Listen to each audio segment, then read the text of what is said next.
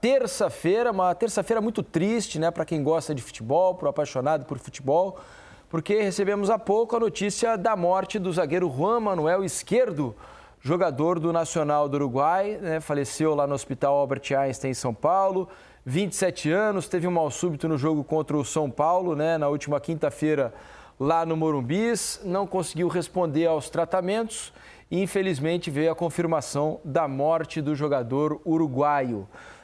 Vamos falar sobre isso, vamos falar sobre os outros assuntos do dia. Já vou dar boa noite aqui também a Carlos Eduardo Mansur e a Eric Faria, que estão com a gente aqui nessa bancada, para a gente começar a repercutir um pouco desse triste e lamentável acontecimento. Os clubes já estão se pronunciando, Nacional, São Paulo, a gente vai mostrar a repercussão no futebol brasileiro, também no futebol uruguaio, mas a pior notícia possível, infelizmente, a gente está sendo obrigado a dar agora, Mansur. Boa noite. Boa noite, Felipe. Boa noite, Eric. Todo mundo que assiste o Troca. Não vai ser fácil falar de futebol hoje. É um dia bastante difícil. E, assim, é difícil ter uma outra sensação que não de vulnerabilidade, né? Porque quando a gente... Primeiro, tudo acontecer no pleno exercício da profissão, num campo de futebol, onde a gente enxerga e vê naqueles jovens, né? Todos eles jovens no exercício da sua profissão, a gente enxerga ali a imagem da saúde, da vitalidade, do vigor. A gente incorporou a percepção de que esses jovens também, além disso, são ultra monitorados, testados, passam por exame durante muitas vezes ao longo da carreira, pelo menos uma vez a cada início de temporada, por checagens frequentes, e de repente a gente percebe o quanto a vida é um sopro, né? E que mesmo assim os casos aconteceram outros ao longo da história do futebol, e a sensação nesse momento é de muita vulnerabilidade, né? Do quanto, por mais que a gente procure cercar por todos os lados, tem algumas coisas na vida que a gente não consegue controlar, né?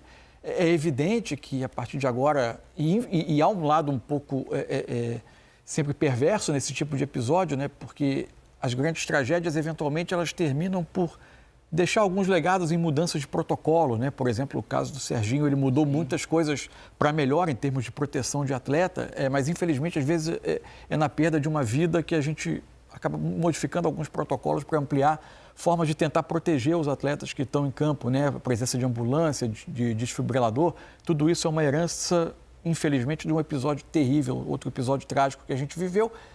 Acho que muita coisa vai ser investigada, analisada, mas nesse momento a sensação de que a gente não consegue controlar tudo, infelizmente. Onde a gente enxerga e vê a imagem da vitalidade, da saúde, e de repente a gente vê no pleno exercício da profissão um jovem de 27 anos, e a gente pensa no lado humano, pessoal, de pai há 8 dias, com uma outra filha de 2 anos e meio, com uma esposa e uma família tentando também administrar esses aspectos da vida. Olha, é uma carga muito pesada, muito pesada. E agora, no mês de outubro, vai fazer 20 anos, né, da morte do Serginho, Morumbi, né? Que também, curiosamente, aconteceu no mesmo Morumbi. E, aliás, depois daquela morte, né, muitos protocolos, como você disse, foram instaurados no futebol, o uso do desfibrilador logo no campo, a necessidade e exigência das ambulâncias, né? O atendimento foi muito rápido. A gente não é capaz de julgar o procedimento, mas como observador, o que a gente viu ali foi, assim, mais rápido impossível, né? Impossível. Em menos de 10 minutos ele já estava a caminho do hospital, né? Felizmente a fatalidade aconteceu. Imagina como é que os jogadores, né? Alguns jogadores são mais fortes psicologicamente, outros menos. Imagino que deva estar passando na cabeça de alguns dos jogadores, fala, pode acontecer com ele, né? Pode acontecer comigo, eu sou também um cara saudável, assim como ele, passo por exames frequentes, né? E de repente, num sopro, a fatalidade acontece, né, Eric? Boa noite. Boa noite, Felipe. Boa noite, Mansur. Boa noite a todos. Antes de mais nada, prestar todos os meus melhores sentimentos possíveis para a família do Izquierdo, né? Esses vão precisar de muita força para seguir adiante. E quando começa um jogo de futebol, a gente se prepara para tudo, né? Para tudo. Tudo pode acontecer num jogo de futebol, mas a gente nunca se prepara para uma fatalidade como essa. Um jogador tem um problema tão sério dentro de campo que o leva à morte menos de uma semana depois. É muito duro falar de futebol com esse aspecto da morte por perto, né? A gente não está preparado para isso, ninguém está. Normalmente, todos os programas de esporte, quando a gente vem falar de futebol, a gente fala de tudo menos de morte. A gente não fala de morte, a gente não gosta de falar de morte, a gente não está acostumado a falar sobre morte.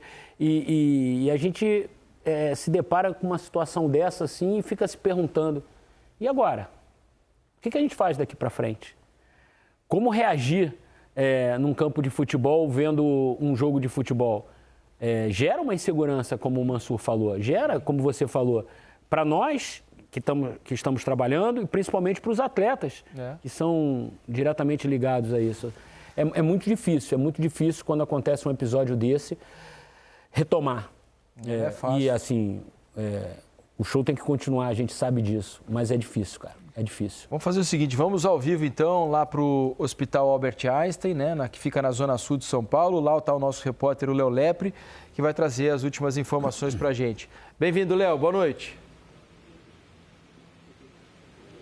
Boa noite, Diniz. Boa noite ao Mansur. Boa noite a você também, Eric, e a todos que nos acompanham. Infelizmente, recebemos aqui o último boletim médico do Juan Manuel Izquierdo, divulgado pelo Hospital Albert Einstein, e em que nele detalha às 9h38 o falecimento do jogador do Nacional em decorrência de morte encefálica após uma parada cardiorrespiratória associada à arritmia cardíaca. Há poucos instantes, o presidente do Nacional passou por aqui, ele acabou deixando o hospital, não quis falar com a imprensa, estava muito abatido, visivelmente abatido, deixou aqui com o carro e foi cuidar dos trâmites agora para o traslado do corpo do Izquierdo para o Uruguai. Os familiares do Izquierdo, a mãe e o pai dele estão aqui, também a esposa e a irmã dele, Sofia, vieram acompanhar esses últimos momentos do jogador do Nacional aqui no Hospital Albert Einstein. E durante todo o dia, né, existia essa esperança de uma recuperação ainda do Juan Manuel Izquierdo, o que não acabou se confirmando, e depois do anúncio da morte do Izquierdo pelo Nacional, alguns clubes já se manifestaram, como foi o caso do próprio São Paulo, que durante todos esses dias teve visitas de jogadores do São Paulo, principalmente do Caleri, do Michel Araújo, esse último mais abatido, mais de alguma forma mais envolvido com a situação por ser também uruguaio. Ele veio aqui quase que todos os dias conversando, se colocou à disposição dos familiares, e também o Peñarol acabou de se manifestar em solidariedade ao jogador do maior rival do Nacional. Lembrando que o Campeonato Uruguaio está paralisado, já não teve rodada nesse fim de semana justamente por conta dessa situação toda envolvendo o Nacional e o Izquierdo. Também não há uma previsão de retorno.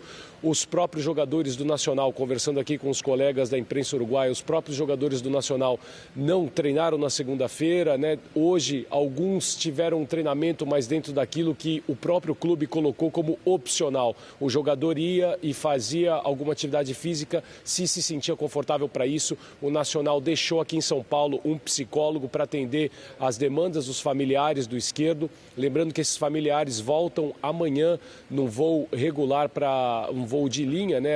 Tanto a esposa quanto a irmã para o Uruguai. Os pais do Izquierdo ainda ficam aqui para cuidar dos trâmites para a liberação do corpo.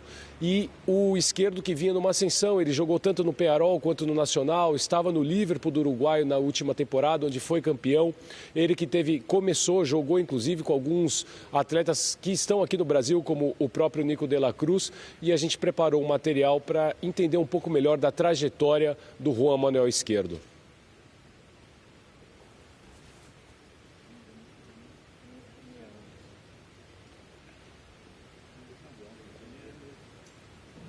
Quinta-feira passada, durante a partida do São Paulo contra o Nacional do Uruguai, o zagueiro uruguaio Juan Izquierdo teve um mal súbito.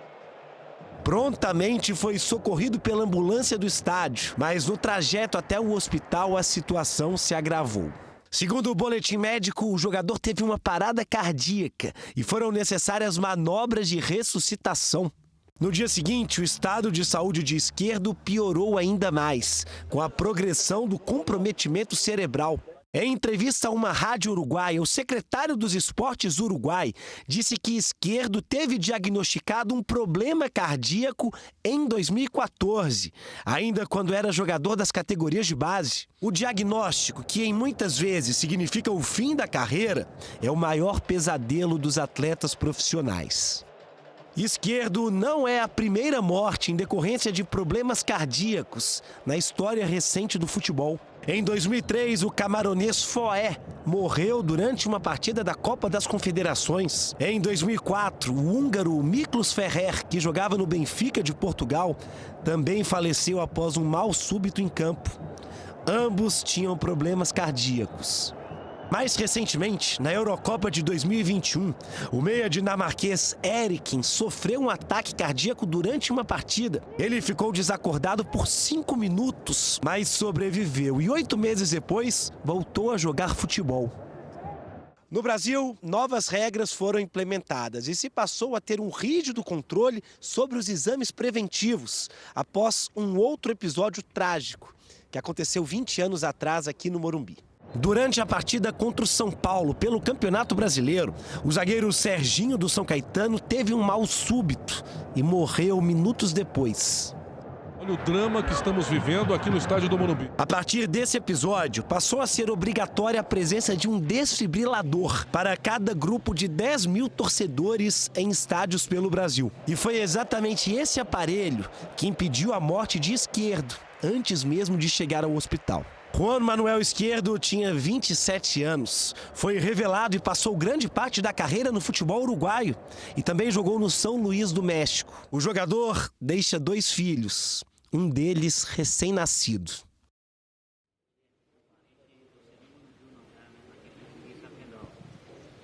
E sobre informações do traslado do corpo do Izquierdo, o Nacional conseguiu, junto à Força Aérea Uruguaia, que um avião militar venha até o Brasil. Ele deve decolar amanhã, a partir das 6 horas da manhã, lá do Uruguai, para levar o corpo do Izquierdo, que ainda precisa passar por todo esse trâmite de liberação até retornar ao Uruguai. Então, o Nacional já fez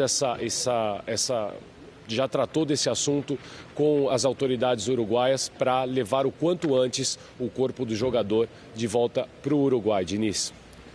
Valeu, Léo. Obrigado pelas informações, pela atualização do quadro, trazendo todos os detalhes dos trâmites, né, que serão obrigatórios a partir de agora para a liberação do corpo, o traslado para o Uruguai, para que a família possa velá-lo da melhor maneira possível. Os clubes começaram... Pois não, não só, eu vi que você ia falar sobre a reação dos clubes, para registrar também muito digna e muito bonita a postura que teve como clube o São Paulo no momento do ocorrido e dos jogadores, né, e dessa contínua presença de jogadores do São Paulo no hospital, visivelmente abalados. Eu fico pensando, é lógico que a grande vítima é o Izquierdo, a família dele, claro, a quem a gente presta toda a solidariedade, mas é difícil não pensar no efeito psicológico de quem estava no campo e viveu e viu as coisas acontecendo e que vai, daqui a pouco, estar pisando o gramado de novo. Não deve ser simples, não. No jogo do final de semana, né, o São Paulo recebeu Vitória, o Michel Araújo saiu do gramado jogo, aos prantos. Né? Aí eu assistindo ao jogo fiquei pensando, mas por que será que ele está chorando? Será que ele se machucou? Eu não percebi e tal. E depois veio a informação de que ele estava chorando exatamente pelo que havia acontecido naquele mesmo gramado, do mesmo estádio, com o companheiro, né? O uruguaio como ele, o Izquierdo deixou a sua marca ali muito presente no jogador do São Paulo, né?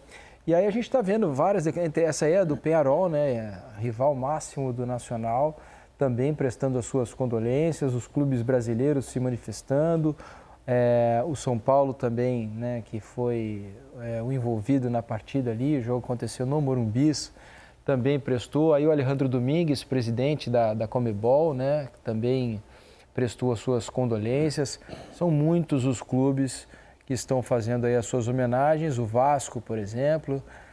E a gente vai conversando mais enquanto vocês vão acompanhando aí as homenagens de clubes e personalidades ao jogador do Nacional. O fato é que... A CBF acaba de divulgar também uma nota lamentando e informando que viverá minuto de silêncio em todas as partidas de Copa do Brasil, o brasileiro feminino também. Como o Léo também disse bem, né, ali na reportagem lá direto do hospital, o Campeonato Uruguaio não teve rodada no final de semana e a rodada que estava prevista agora para esse meio de semana também já havia sido cancelada, mesmo antes da notícia da morte do Esquerdo. Então, vai ser muito difícil a retomada, principalmente do Nacional. Para os jogadores do Nacional, óbvio que todo mundo está impactado. Nós, brasileiros, as equipes brasileiras, os atletas brasileiros, os atletas uruguaios de outras equipes, mas os companheiros que estavam ali com ele no campo e participaram de todo aquele momento angustiante, cara, para eles vai ser muito difícil essa retomada, muito difícil. E o Nacional ainda está envolvido, né? Na Libertadores saiu agora contra o São Paulo, mas o Campeonato Uruguaio... temporada, exato. Tá rolando normalmente. Então não é fácil retomar o trabalho, né? Fora a falta, não do jogador, né? Mas do companheiro, do amigo para muitos ali, né? O Esquerdo devia ser um amigo, a proximidade, aquele convívio diário, né? Com o companheiro. Não é fácil o retorno, não. Ainda bem que o Nacional deixou muito à vontade ali, né? De acordo com o Léo, também trouxe nas informações que o Nacional deixou os jogadores muito à vontade. Olha, quer treinar, está se sentindo bem para treinar, treina. Se não está se sentindo bem, se não está legal para treinar, também não treina, não tem problema nenhum.